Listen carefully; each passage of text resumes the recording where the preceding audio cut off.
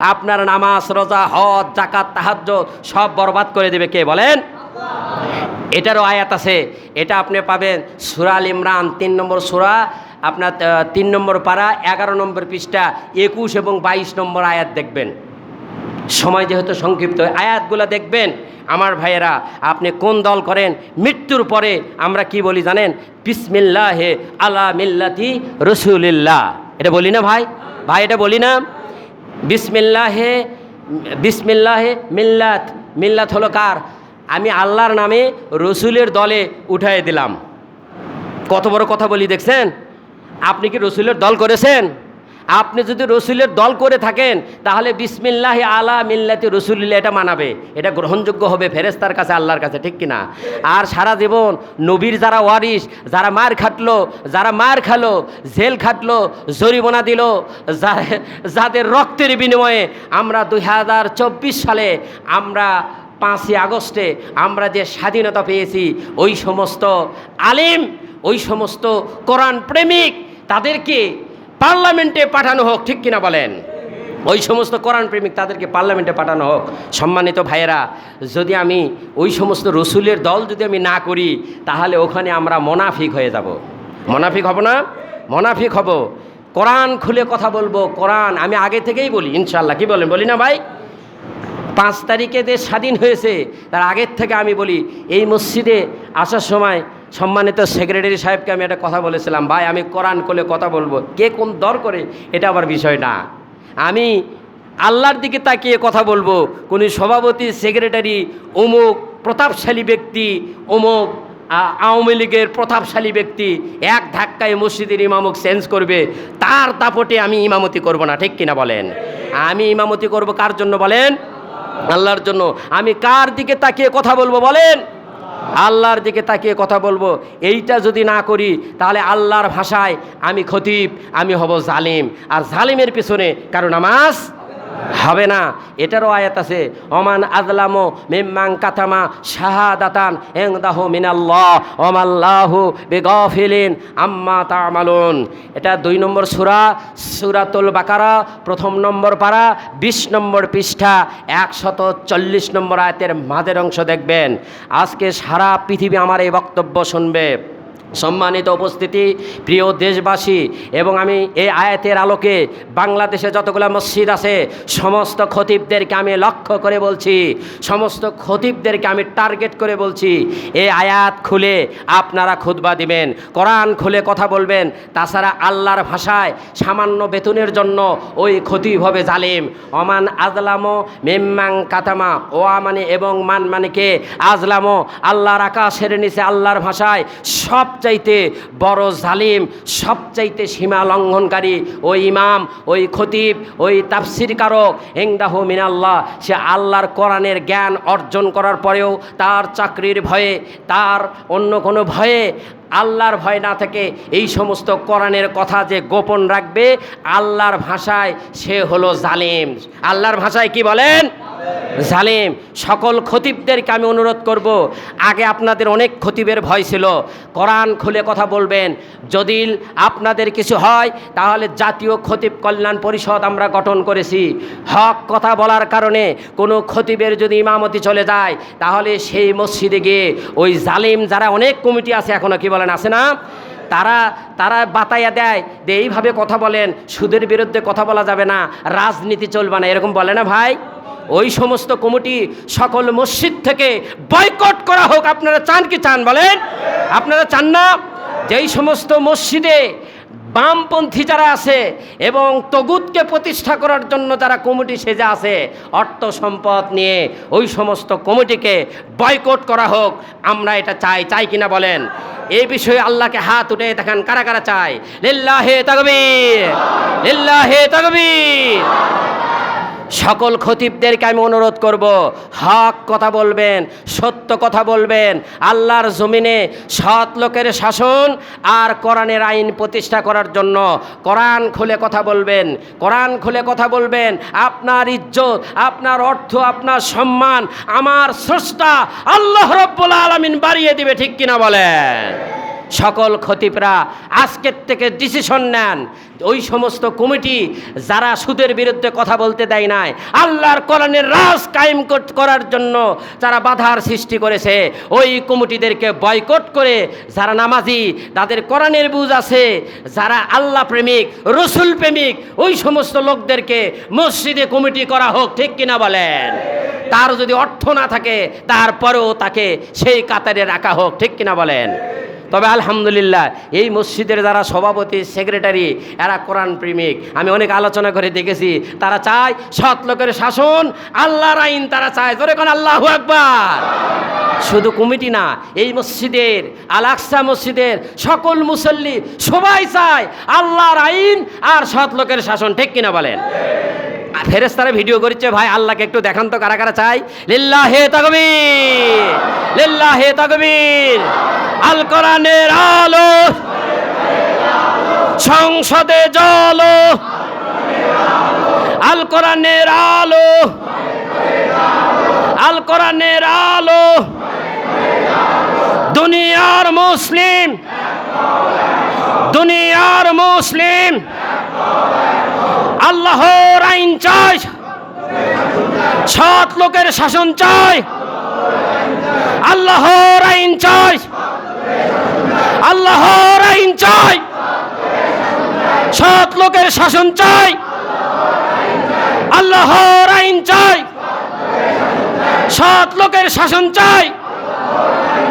লিল্লাহে তাকবীর। আল্লাহ কবুল করুন, পড়ি আমিন সুম্মা আমিন। সময় একটু বেশি নিয়েছি, মাফ করে দিয়েন। আর অনেক কথা ছিল, ভেতরে অনেক জ্বালা ভাই। আমার সামনে কলিজার টুকরার সন্তানকে বিদায় করে দিল। আমি দুর্ভাগ্য, ওই গুলিটা যদি আমাকে লাগতো, সে যদি বেঁচে থাকতো, সেটা না হয়ে আমি বেঁচে গেলাম, আর আমার পাশে গুলি খেয়ে ছাত্র মারা গেল।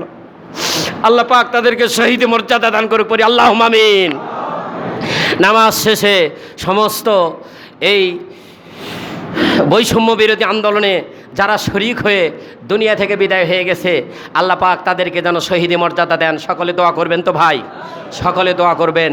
আর 6 জন সমন্বয়ক সহ সকল ছাত্র ছাত্রীদের জন্য দোয়া করবেন। কি কষ্টটি তারা করছে, সাতমাথায় গিয়ে যারা গেছিলেন তারা দেখেছেন, সামান্য ঠান্ডা পানি, একটু সাদা পানি খেয়ে 5 টাকা দামের একটা বিস্কিট খেয়ে সারাটা দিন তারা ডিউটি পালন করেছে। কোটি কোটি টাকা সম্পদ জমা হয়েছে, যে কোটি কোটি টাকা প্রশাসনক দিয়ে এগুলিকে সেট আপ দিতে হয়, এগুলি নিয়ন্ত্রণ করতে হয়। আমার ছাত্র কলিজার টুকরা ছাত্র ছাত্রীরা তারা এগুলি নিয়ন্ত্রণ করেছে।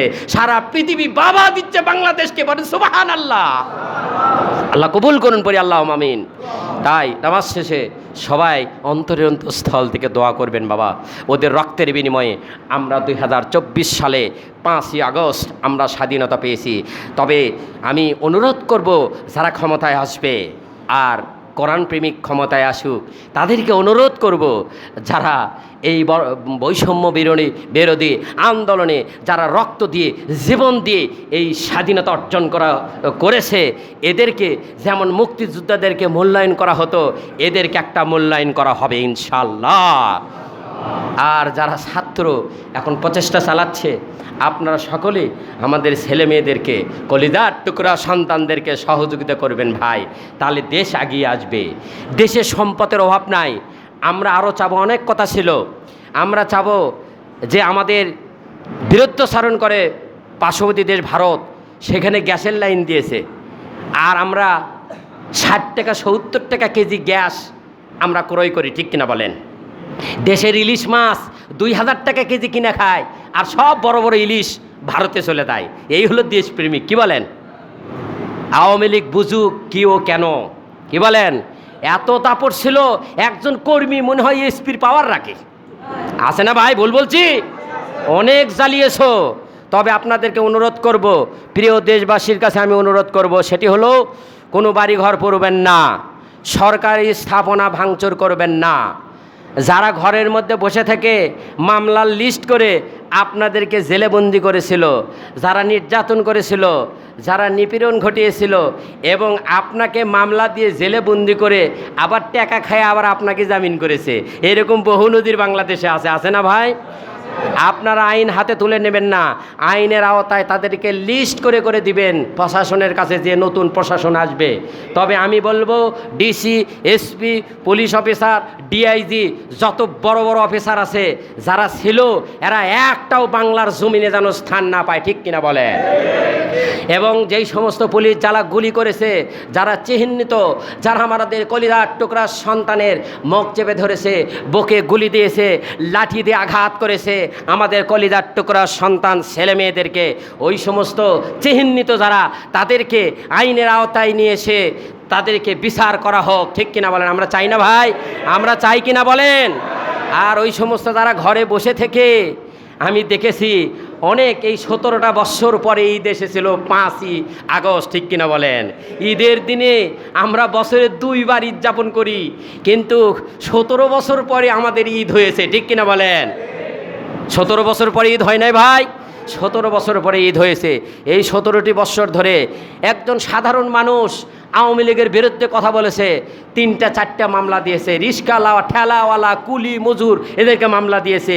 ওই সমস্ত বিচারক সঠিকভাবে বিচার না করে তাদের অনেকে জেলে ঢুকাই দিয়েছে। দেয় নাই ভাই? এরকম করে বলেন আমার ভাইয়েরা। এরকম লিস্ট আমি দেখেছি।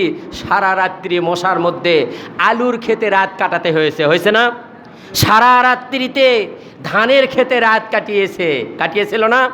তবে এটা বাস্তব। আমরা বলতাম, আমার রাহাবার আল্লামা সাইদে বলেছিল, ধৈর্য ধরো, শহীদ হও, রক্ত দাও, আল্লাহর জমিনে আল্লাহর কোরআনের রাজ কায়েম হবে বলেছিল না ভাই? বলেছিল এমন সময় আসবে ইঁদুরের গর্ত খুঁজে পাবে না। আজকে কেউ ইঁদুরের গর্ত খুঁজে পাচ্ছে না, ঠিক কিনা বলেন? ইঁদুরের গর্ত খুঁজে পাবে না। এক গর্তে যাবে, সাপে এরকম ফোঁস মেরে ওই গর্ত থেকে তাড়িয়ে দিবে, ঠিক কিনা বলেন? ভারতে গেছে ইঁদুরের গর্ত, ওইখানে মুদি সাপ এখন ফোঁস মেরে ওখানে থেকে তাড়ায় দিবে। লন্ডনে যাবে, ওখান থেকে সাপ ফু মেরে ওখান থেকে তাড়ায় দিবে। ঘুরতে ঘুরতে আল্লাহ পাক যেন বাংলাদেশে পৌঁছায় দেন, পড়ি আল্লাহুম্মা আমিন। ওদের বিচার আমরা আল্লাহর জমিনে, বাংলার জমিনে আমরা দেখে যেতে চাই, ঠিক কিনা বলেন? যেই সমস্ত রিস্কাওয়ালা, ঠেলাওয়ালা, কুলি মজুর সাধারণ মানুষকে মামলা দিয়ে 17টি বৎসর ধরে ফ্যামিলিতে থাকতে দেয় নাই, কষ্ট দিয়েছে, সন্তান হয়ে বাবাকে ডাকতে পারে নাই, অনেককে বিদায় করে দিয়েছে, এদের বিচার বাংলার জমিনে হবে ইনশাআল্লাহ। সকলে পড়েন ইনশাআল্লাহ। আল্লাহ কবুল করুন, পড়ি আল্লাহুম্মা আমিন। আমার ভাইয়েরা, অনেক কথা আপনারা এটা মনে করেন না যে একবারে 1টায় নামাজ, কোনো দিন যদি 2-4-5 মিনিট বাড়িয়ে যায় এতে সমস্যা নাই, আপনি সওয়াব পাবেন। কি জানেন? হক কথা যদি আপনি শোনেন আর শ্রবণ করেন, 500 রাকাত নামাজ পড়লে যে সওয়াব হবে, ওই সওয়াব আপনার আমলনামায় লেখা হবে। বলেন সুবহানাল্লাহ। তার কারণ নামাজের আগ পর্যন্ত যত কথা হবে কোরআনের, যত কথা হবে হাদিসের, যত কথা হবে নবীর, যত কথা হবে রসুলের, যত কথা হবে নবীর ওয়ারিস যারা হক্কানি আলিম ওলামা, এদের কথা হবে, ঠিক কিনা বলেন আমার ভাইয়েরা? আর আলিমদেরকে আমি বলবো, ওই যে আপনার মামুনুল হক সাহেবকে আমি বলবো, এবং চরমুনায় রেজাউল করিম সাহেবকে আমি বলবো, এবং জামাতের আমিরকে আমি বলবো, উদাত্ত আহ্বান জানাবো, ইসলামী যে কয়টা বড় বড় দল আছেন, আপনারা এই মাথাগুলি একত্রিত হয়ে আল্লাহর জমিনে আল্লাহর কোরআনের রাজ কায়েম করে দেখেন, শান্তি অনিবার্য, ঠিক কিনা বলেন? যে কোরআন শরীফ লেখা, এর একটা পৃষ্ঠা যদি আপনার রাস্তায় পড়ে থাকে, মানুষ ওটা সংরক্ষণ করে, ঠিক কিনা বলেন? যে কোরআন শরীফের সাথে একটা গিলাপ বলি আমরা, কাপড় এরকম করে পিছিয়ে রাখা হয়, ওই কাপড়ে যদি কেউ পাড়া লাগে, ওটাতে মানুষ চুমু খায়, ঠিক কিনা বলেন? তাহলে এত সম্মান দিয়েছে আমার এই আল্লাহ পাকের এই কোরআন শরীফ।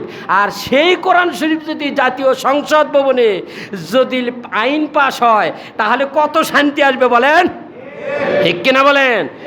যখন সংসদ ভবনে এটা হবে, যারা 2000 কোটি টাকার মালিক, জাকাত ব্যবস্থা চালু করা হবে, মানুষ কেউ অশান্তিতে ভোগ করবে না, ঠিক কিনা বলেন?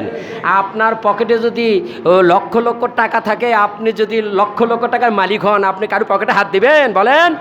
একজন 2000 কোটি টাকার মালিক হয়ে আছে, আর আরেকজনের কাছে 10 টাকা নেই, ও কি করবে বলেন? 10,000 টাকা নিয়ে কিস্তি তুলেছে মাস, তার আবার 5,000 10,000 টাকা লাভ দেওয়া লাগে, ঠিক কিনা? এই বক্তব্য আমরা আগে দিয়েছি। সম্মানিত উপস্থিতি, সব কিছুর মূলে একটি কথা, সেটি হলো আল্লাহর জমিনে আল্লাহর আইন আর সৎ লোকের শাসন।